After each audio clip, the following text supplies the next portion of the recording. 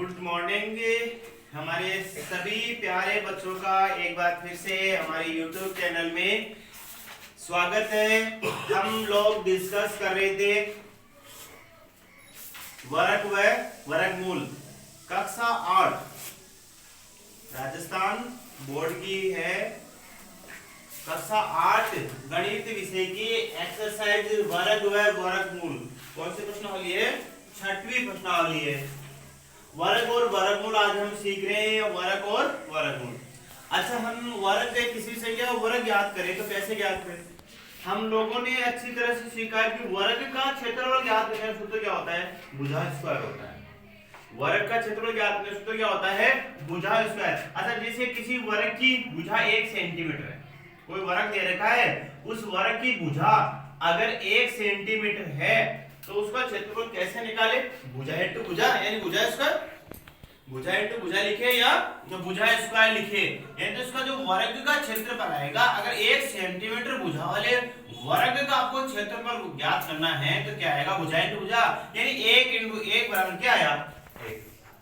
अगर ऐसे ही 2 सेंटीमीटर भुजा वाले 2 सेंटीमीटर भुजा वाले वर्ग का हमारे को क्षेत्रफल ज्ञात करना है तो हम क्या निकाले? 2 सेंटीमीटर भुजा वाले अगर वर्ग का भुजा वाले वर्ग का अगर हमारे को क्षेत्रफल निकालना है तो हम क्या करें? भुजा इंटू भुजा या भुजा स्क्वायर यानी 2 इंटू 2 बराबर कितना आया? 4 सेंटीमीटर स्क्वायर लिखेंगे हम। अगर ऐसे 3 सेंटीमीटर भुजा वाले वर्ग का क्षेत्रफल ज्ञात करना है, 3 सेंटीमीटर भुजा वाले और वर्ग का क्षेत्रफल ज्ञात करना तो हम क्या लिखें? 3 इंटू 3 बराबर कितना है? 9 सेंटीमीटर स्क्वायर। अगर ऐसे ही 4 सेंटीमीटर 5 सेंटीमीटर 6 सेंटीमीटर भुजा वाले वर्ग का क्षेत्रफल ज्ञात करेंगे यानी भुजा इंटू भुजा आएगा। तो हमने सीखा एक वर्ग का क्षेत्रफल ज्ञात करने से भुजा स्क्वायर होता है। अच्छा, अगर आपको क्वेश्चन ऐसे दे कि किसी वर्ग का क्षेत्रफल, अगर आपसे ऐसे दे कि किसी वर्ग का क्षेत्रफल 36 सेंटीमीटर स्क्वायर है, 36 सेंटीमीटर स्क्वायर है, तो वर्ग की भुजा ज्ञात करो। तो हम कैसे लिखते हैं? वर्ग का क्षेत्रफल हम ऐसे तो लिखते हैं कि वर्ग का क्षेत्रफल बराबर क्या होता है? भुजा स्क्वायर। बराबर क्या होता है? भुजा स्क्वायर। तो वर्ग का क्षेत्रफल कितना दे रखा है? वर्ग का क्षेत्रफल यहाँ पे हमने 36 लगा दिया और यहाँ पे भुजा स्क्वायर लिखेंगे। अच्छा, हमारे को भुजा ज्ञात करनी है। क्या ज्ञात करनी है? भुजा। तो भुजा ज्ञात करनी है तो इधर हम क्या लगा देते हैं? इसका स्क्वायर हटा देते हैं, इधर अंडर रूट लगा देते हैं, तो यहाँ पे 36 लगा देते हैं। क्या लगा देते हैं? 36। तो क्या आएगा? प्लस माइनस 6 आएगा, लेकिन भुजा कभी माइनस में नहीं होती है। क्या लिखेंगे? 6 प्लस की 6 सेंटीमीटर है। तो हमने ये सीखा कि वर्ग का क्षेत्रफल ऐसे निकालते हैं। अगर वर्ग का क्षेत्रफल देगा तो भुजा कैसे निकाले, ऐसा हमने सीखा। तो अब हमने इससे क्या सीखा? इससे हमने ये सीखा कि अगर हमारे को किसी भी संख्या का वर्ग ज्ञात करना है, अगर किसी भी संख्या का वर्ग ज्ञात करना है तो उस संख्या को उसी से गुणा कर दो और हमारे पास क्या आ जाएगा? वो वर्ग आ जाएगा। क्या आ जाएगा? किसी भी संख्या का वर्ग आ जाएगा। अच्छा, हम समझते हैं, इधर हम संख्या लिखते हैं और यहाँ पे हम वर्ग लिखते हैं। अच्छा देखिए, अभी हमने सीखा कि 1 का वर्ग कितना होता है? 1 का अगर हमारे को वर्ग करना होता है तो 1 होता है। ऐसे हमारे को अगर 2 का वर्ग बताना तो 2 का वर्ग कितना होगा? 4।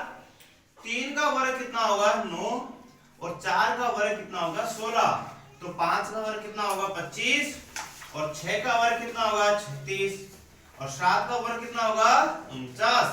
तो 8 का वर्ग कितना होगा? 64 और 9 का वर्ग कितना होगा? 81 और 10 का वर्ग कितना होगा? 100। अच्छा, हम 10 तक लिखते हैं एक बार वर्ग। ऐसे हम आगे तक कई संख्याओं का वर्ग ज्ञात कर सकते हैं। उस संख्या को उसी से गुणा कर दो, जो प्राप्त राशि आएगी वो हमारे को क्या प्राप्त होगी? वर्ग संख्या प्राप्त होगी। अच्छा, इन संख्याओं को देखते हैं, हम कुछ नियम निकाल लेते हैं। यहाँ पे देखिए, एक सम है और हमारे को इसका वर्ग क्या? तो एक प्राप्त, सॉरी, एक विषम संख्या है। एक क्या है? विषम संख्या। और इसका वर्ग क्या? हमारे को एक प्राप्त हुआ है, वो भी क्या है? विषम संख्या है। ऐसे 2 क्या है? सम संख्या है। 2 का वर्ग क्या? 4 प्राप्त हुआ, 4 भी क्या है? सम संख्या है। ऐसे 3 क्या है? विषम संख्या है। 3 का वर्ग क्या? 9 प्राप्त हुआ, 9 भी क्या है? विषम संख्या है। 4 सम है और सम का वर्ग क्या? तो हमारे को सम आया।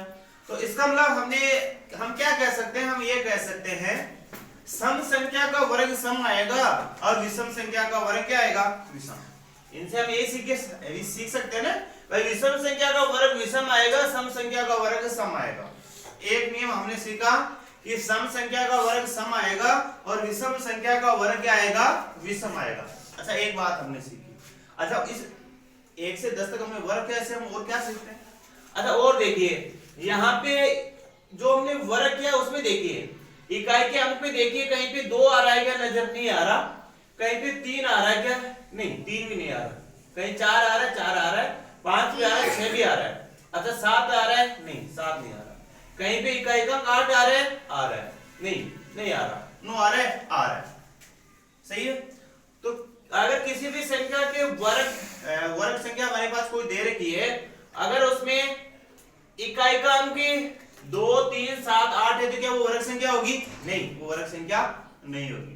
तो हमने ये दूसरा नियम क्या सीखा कि किसी भी संख्या, कोई संख्या अगर हमारे पास दे रखी है तो उसमें इकाई का अंक 2 3 7 और 8 आए तो वे संख्या कभी भी पूर्ण वर्ग संख्या नहीं हो सकती, यानी उसका हम वर्गमूल नहीं निकाल सकते। कहने का मतलब ये हुआ ना, वर्गमूल तो निकल सकता है पर दशमलव वैसे पूर्ण वर्ग नहीं होगी। कहने का मतलब ये हुआ। तो किसी भी संख्या के किसी भी वर्ग संख्या में इकाई के अंक अगर 2 3 7 8 हो तो वो संख्या पूर्ण वर्ग संख्या नहीं होती है। अच्छा हमने और हम क्या सीखे, इनको देख के हम ये बता सकते हैं अगर किसी भी संख्या में इकाई का अंक 1 है, किसी भी संख्या में इकाई का अंक 1 है तो उसका वर्ग करें तो वर्ग करने में भी इकाई का अंक हमारे को 1 ही प्राप्त होगा। सही है। यहाँ पे देखिए 9 है तो 9 में भी क्या आ रहा है 1। तो हम ये सीख सकते हैं यहाँ से कि किसी भी संख्या में अगर इकाई का अंक 1 और 9 है, क्या है 1 और 9 है, तो उन संख्या के वर्ग करने पर भी इकाई का अंक 1 और 9 ही प्राप्त होगा। ये बात सीखी। अच्छा यहाँ पे देखिए यहाँ पे 2 है, 2 का 4 आ रहा है, 4 किस पे आ रहा है और 8 के वर्ग करने पे। अच्छी दूसरी बात हमने यहाँ से क्या सीख सकते हैं, हम ये सीख सकते हैं कि अगर किसी भी संख्या में इकाई के स्थान पे 2 और 8 हो, किसी भी संख्या में इकाई के स्थान पे 2 और 8 हो तो वर्ग करने पर भी उस संख्या में इकाई के स्थान पे क्या आएगा 4 और 4 आएगा। कितना आएगा 4 और 4 आएगा। किसी भी संख्या में इकाई का अंक 2 और 8 हो तो उसका वर्ग करने पे हमारे को क्या प्राप्त होगा 4 और 4 प्राप्त होगा। अच्छा 6 किस पे आ रहा है 4 और, तो अगर किसी भी संख्या में इकाई का अंक 4 और 6 हो तो उसका वर्ग करें तो वर्ग करने पे इकाई का अंक हमारे को क्या प्राप्त होगा 6 प्राप्त होगा। क्या होगा 6 प्राप्त होगा। अच्छा बच गया क्या बच गया, ये तो 7 का में क्या आ रहा है 49 आ रहा है और 3 के भी 9 आ रहा है इकाई का। अच्छा इकाई का अंक 9, यहाँ पे इकाई का अंक 9, तो हमने क्या सीखा अगर किसी भी संख्या में इकाई का अंक 3 और 7 हो तो वर्ग करने पे इकाई का अंक हमारे को कितना प्राप्त होगा, हमारे को वर्ग करने पे इकाई का अंक 9 प्राप्त होगा। और किसी भी संख्या में इकाई का अंक 5 हो तो उसका वर्ग करें तो हमारे को उस वर्ग संख्या में भी इकाई का अंक कितना प्राप्त होगा 5 प्राप्त होगा। अच्छा इस वर्ग से 1 से लेकर 10 संख्या तक हमने वर्ग किया तो हमने इतनी बातें सीखी। अच्छा अब हमें इनसे कुछ तथ्य और सीखते हैं आगे। अच्छा देखिए अब हम सीख रहे हैं कुछ प्रतिरूप सीख रहे हैं ना, क्या देखते हैं कुछ और रोचक प्रतिरूप सीखते हैं। पहला है त्रिकोणीय संख्याओं के जोड़। अच्छा त्रिकोणीय संख्या क्या होती है, त्रिकोणीय संख्या क्या होती है, जो संख्या हमारे पास दे रखी है उनको अगर हम बिंदु प्रतिरूप के रूप में दर्शाएं तो हमारे को त्रिभुज प्राप्त हो जाए। क्या प्राप्त हो जाए, त्रिभुज प्राप्त हो जाए, उन्हें हम क्या बोलेंगे त्रिकोणीय संख्याएं बोलेंगे। अच्छा एक है, अच्छा एक का वर्ग करेंगे हमारे को एक ही प्राप्त होगा।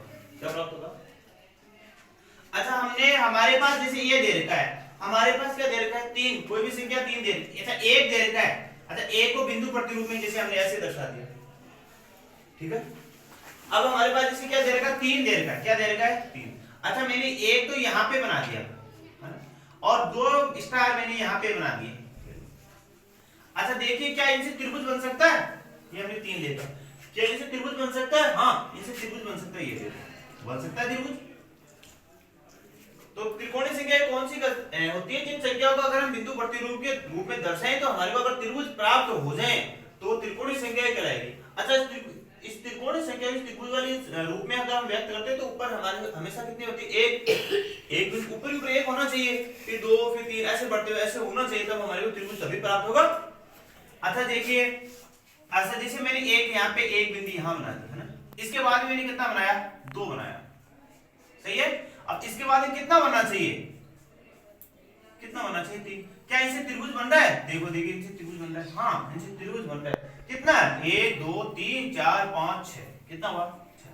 क्या ऐसे और बना सकते हैं, एक ऊपर बनाया, फिर कितना बना दूं, 2 बना दूं, फिर कितना बना दूं, कितना 3 बना दूं, और फिर कितना बना दूं, 4। अच्छा क्या इनसे त्रिभुज बन सकता है, देखिए क्या इनसे त्रिभुज बन सकता है, क्या बन सकता है, ये कितना है, 1 2 3 4 5 6 7 8 9 10, सही है। 10 है क्या, 3 4 और 4 3 7 7 3 10 हो गए, कितना हुआ। क्या ये त्रिभुजीय संख्या है, क्या ये त्रिभुजीय संख्या है, त्रिभुज बन रहा है। अच्छा देखिए, क्या इन अगर इनको हम जोड़ दें तो हमारे को क्या प्राप्त होना चाहिए, किनको जोड़े, दो क्रमागत त्रिभुजीय संख्याओं को जोड़े तो हमारे को एक वर्ग संख्या प्राप्त होती है। कैसे, सामने को, जैसे यहाँ पे ये 1 और ये 3 है, अगर इनको जोड़ दूं मैं, 1 और 3 को जोड़ूं तो कितना आया, 4। तो किसका वर्ग है, 2 का वर्ग है, दो क्रमागत त्रिभुजीय संख्या को जोड़ दिया। अच्छा 3 और 6 को जोड़ा, त्रिभुजीय संख्या है, 3 और 6 को जोड़ो, 3 और 6 कितना हुआ, 9। किसका वर्ग है, 3 का वर्ग है, किसका वर्ग है, 3 का। अच्छा इनको जोड़ो, ये भी क्रमागत त्रिभुजीय संख्या है, कितना है, 6 और 10 है। अच्छा 6 और 10 को जोड़ने पे कितना आया, 16। किसका वर्ग है, 4 का वर्ग है, 4 का वर्ग है। तो हमने पहला जो प्रतिरूप समझा वो क्या समझा कि त्रिकोणीय संख्याओं को अगर किन्हीं त्रिभुजीय, किन्हीं क्रमागत होनी चाहिए, वो कैसे होनी चाहिए, क्रमागत त्रिभुजीय संख्याओं को जोड़ दे तो हमारे को कोई वर्ग संख्या प्राप्त होगी, कोई भी वर्ग संख्या प्राप्त हो सकती है। अच्छा ये पहला प्रतिरूप कंप्लीट हुआ। अच्छा दूसरा प्रतिरूप देखिए, दूसरा प्रतिरूप क्या दे रखा है कि दो वर्ग संख्याओं के बीच की संख्याएं, दो वर्ग संख्याएं हैं उनके बीच कितनी संख्याएं हो सकती है, वर्ग संख्या नहीं, कितनी संख्याएं होगी, दो वर्ग संख्याओं के बीच कितनी संख्या होगी। अच्छा एक वर्ग संख्या है, अरे एक वर्ग संख्या है। अच्छा देखिए हम बताएं, जैसे 2 4 और 5 की 4 और हम बात करें, जैसे 3 और 4 की बात करें, इनका वर्ग करें, इनके बीच में कितनी संख्या है, हमारे पास 3 और 4 दे, कोई भी दो संख्या दे रखी है। अब इनका वर्ग करें, फिर वर्ग करने के बीच में इनकी कितनी संख्या आनी चाहिए, तो देख ले कितनी आएगी। अच्छा 3 का वर्ग किया, हमारे पास 3 का वर्ग किया तो कितना आया, 9। 3 का वर्ग करने पे कितना आया, 9। और ऐसे ही 4 का वर्ग करने पे कितना आया, 16। अच्छा इनके बीच में संख्या कितनी है, अच्छा 9 और 16 के बीच में क्या क्या रह गया, 10 रह गया, 11 रह गया, 12 रह गया, 13 रह गया, 14 रह गया और 15 ये रह गए। ठीक है, दो संख्याओं, इनका वर्ग क्या, तो दो वर्ग संख्या, वर्ग संख्या 9 और 16, वर्ग संख्या नहीं, तो इनके बीच में कितनी संख्या है, देखो इनके बीच में कितनी संख्या है, 1 2 3 4 5 6, कितनी है, 6, कितनी है, 6। तो अब हम किसी का वर्ग करें तो ऐसे लिख के तो नहीं बताएं, तो फिर कैसे बताएं, सीधा सा जो हमारे पास दे रखा है, 4 का वर्ग करने में हमारा 16 आया, 4 का वर्ग कितना, तो 16, 3 का वर्ग कितना होता है। अच्छा इन दोनों के बीच में बता रहे हैं, इन दोनों के बीच में बता रहे हैं, तो इन दोनों को घटा दो। अच्छा 16 में से कितना घटा दें, या यूं कर लो, 4 के इसी के बता रहे, तो 4 के वर्ग में से कितने का वर्ग घटा दो, 3 का वर्ग घटा दो, तो 4 का वर्ग 16 हुआ और 3 का कितना हुआ, 9 हुआ, तो 16 में से 9 पे कितना बचा, 7, कितना हुआ, 7। लेकिन हमारे पास यहाँ पे संख्या कितनी आ रही है, 1 2 3 4 5 6, कितने आ रही है, 6, और यहाँ पे घटाने में कितना आया, 7। तो हमेशा कितनी वर्ग संख्याओं के, इन संख्याओं के बीच में, वर्ग संख्या के बीच में कितनी संख्या होती है, उनमें से आपस में उनको घटा दो और उसमें से कितना कम कर दो, 1 कम कर दो, तो हमेशा कितना कम होता है, 1 कम होता है। तो दूसरा प्रतिरूप यही था कि दो